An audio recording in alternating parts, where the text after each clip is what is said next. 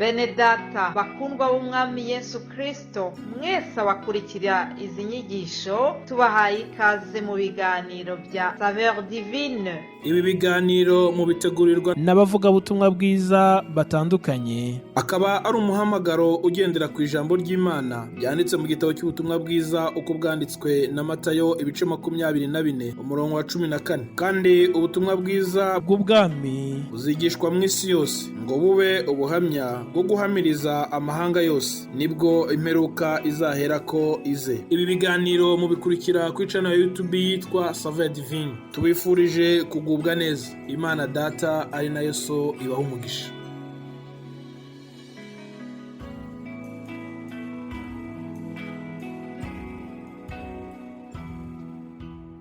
Shuti bakundwa, mwese abakurikira ibiganiro bya Saveur Divine, ndabaramukije mu izina rikomeye rya Yesu Kristo umwami n'umukiza wacu. Haleluya. Amahoro ya Kristo nabe kuri mwebwe mwese aho muherereye, hamwe n'abanyu bose. Imana ishimwe, dushimiye Imana itugejeje muri uku kwezi kwa gatatu. Nukuri iminsi irahita vuba. Dawidi amaze kubona ukuntu iminsi yahitaga vuba, aravuga ati utwigishe kubara iminsi yacu uburyo butuma dutunga imitima y'ubwenge.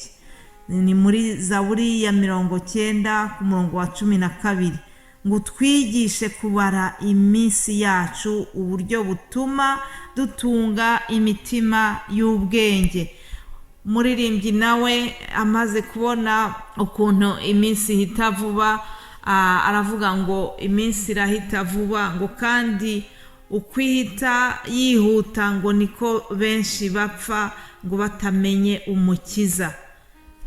Ndabifuriza kugira ngo nubwo iminsi igenda yihuta, bene data, dusabe kugira ngo dutunge imitima y'ubwenge.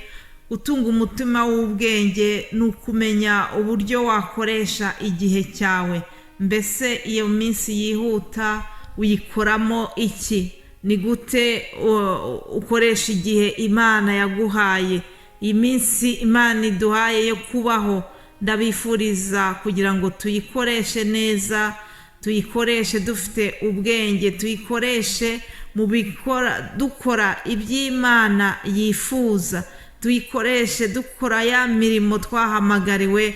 Hari irindi jambo rivuga yuko ngo twaremewe kugira ngo tugendere mu mirimo myiza, tuyikore imirimo myiza iyo Imana yateguye tutari twabaho. Haleluya. Ndakwifuriza kandi nanjye nicyo cyifuzo cyanjye, kugira ngo iyi minsi Imana iduhaye yo kubaho tuyikoreshe neza, duhesha Imana yacu icyubahiro. Imana ishimwe. Hanyuma mu gutangira nanone iki icyumweru cya mbere cy'ukwezi kwa gatatu, munyemerere dusangire nanone amajambo tubona muri Zaburi ya 46. Zaburi 46 umurongo wa 2. Dawidi aragira ati, Imana niyo buhungiro bwacu n'imbaraga zacu, n'umufasha utabura kuboneka mu byago no mu makuba. Nicyo gituma tutazatinya naho isi yahinduka, ngo naho imisozi yakurwa ahayo ikajya imuhengeri, naho amazi yaho yahorera akibirindura, naho imisozi yatigiswa no kwihunduriza kwayo. Haleluya. Imana niyo buhungiro bwacu n'imbaraga zacu. Bakundwa munkurikira, turi mu minsi igoye. Nimbabwira ngo turi mu minsi igoye, ndizera yuko mutavuga yuko nkabije, ariko mu bigaragara iyo umuntu yumva induru z'intambara hirya no hino, haba mu bihugu by'Uburayi, haba no mu bihugu bya Afurika, iyo umuntu yumva amaganya ari hirya no hino mu bantu, amaganya atewe n'inzara, amaganya atewe n'imitingito, cyangwa se imvura igwa ikica ibintu, bamwe bakicwa n'izuba, abandi bakicwa n'imvura, mbese isi irahungabanye cyane kubera impamvu zinyuranye.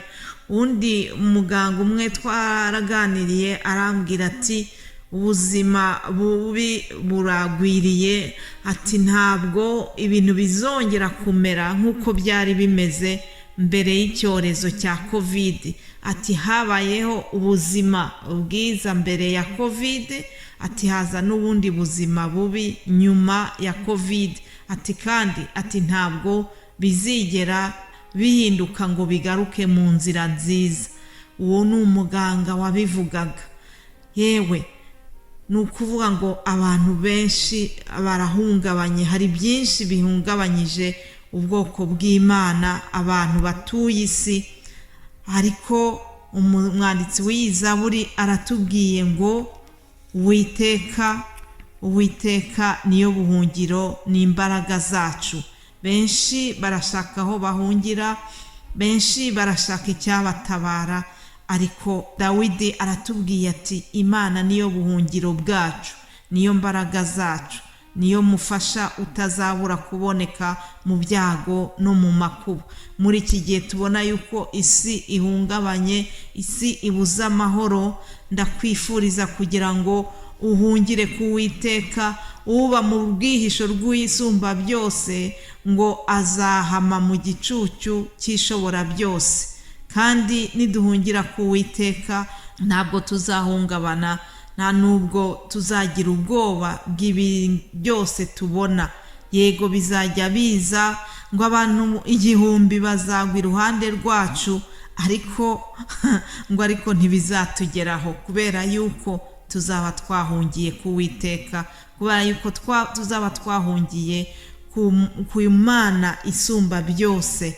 Ndakwifuriza kugira ngo Uwiteka akubere ubuhungiro. Wabufashe Uwiteka akaba ubuhungiro bwe, nukuri amubera igihome kikamukingira ibyago by'ubwoko bwose. Beneda, nukuri mu kanwa kacu ngo harimo urupfu n'ubuzima. Ibyo twatuye nibyo bitubaho. Reka mu gutangira kuno kwezi twongere twature yuko Imana ariyo buhungiro bwacu, kandi yuko ari umufasha utazabura kuboneka mu makuba yose. Reka tongere twature yuko tutazatinya ngo nawe imisozi yakurwa ahayo. Reka twongere twature yuko igiteye ubwoba cya nijoro ntikizadutinyisha, cyangwa umwambi ugenda ku manywa, cyangwa mugiga igendera mu mwijima, cyangwa kurimbura gutsemba ku manywa y'ihangu. Reka Uwiteka tumwihambireho, reka tumugire ubuhungiro bwacu n'igihome kizadukingira ibi byose biteye ubwoba isi ya none. Ndakwifuriza kugira ngo nukuri wongere umugirire icyizere, wongere umwishingikirizeho, kuko n'umufasha utabura guseruka mu makuba. Haleluya. Ayo yari amagambo yo gufungura kino cyumweru dutangiye. Imana ishimwe ko yabanye natwe muri uku kwezi kwa kabiri gushize. Imana yagendanye natwe dutangiye ku kwezi gushya kwa gatatu. Ndabifuriza kugira ngo Imana izabahe imigisha y'uburyo bwose muri uku kwezi dutangiye, kandi izabane namwe, izabarinde muri byose.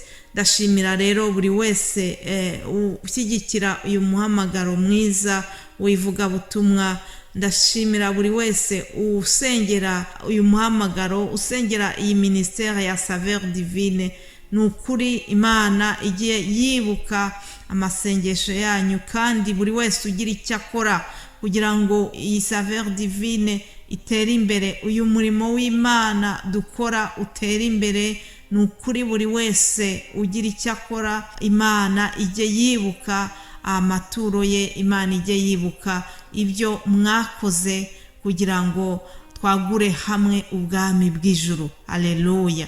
Ntabwo rero narangiza ntabahaye kandi ijambo tuzagenderaho mu cyumweru kigiye kuza. Ni ijambo nzigisha mu Gifaransa, hanyuma bene data nabo babafasha mu zindi ndimi. Twese niryo tuzakurikira nk'uko bisanzwe. Tuzavuga ku mbaraga ziboneka mu izina rya Yesu. izina rya Yesu ni izina ridasanzwe, ni izina ririmo ubutwari bwinshi, ni izina ririmo imbaraga nyinshi. Reka dusome ibyakozwe n'intumwa igice cya 4 umurongo wa 12. Haravuga ngo kandi nta wundi agakiza kabonerwamo kuko ari nta rindi zina munsi y'ijuru ryahawe abantu dukwiriye gukirizwamo. Ndasubiramo ngo kandi nta wundi agakiza kabonerwamo kuko ari nta rindi zina munsi y'ijuru ryahawe abantu dukwiriye gukirizwamo. Imana ishimwe. Ndabifuriza kugira ngo muzafashwe mukurikira ibi biganiro tubategurira. Bifurije rero kugira ngo Uwiteka akomeze ababere ubuhungiro, Uwiteka umugisha imirimo y'amaboko yanyu yose, azabaherekeze mu byo muzakora byose muri iki cyumweru dutangiye. Yesu nabaha umugisha. Shalom.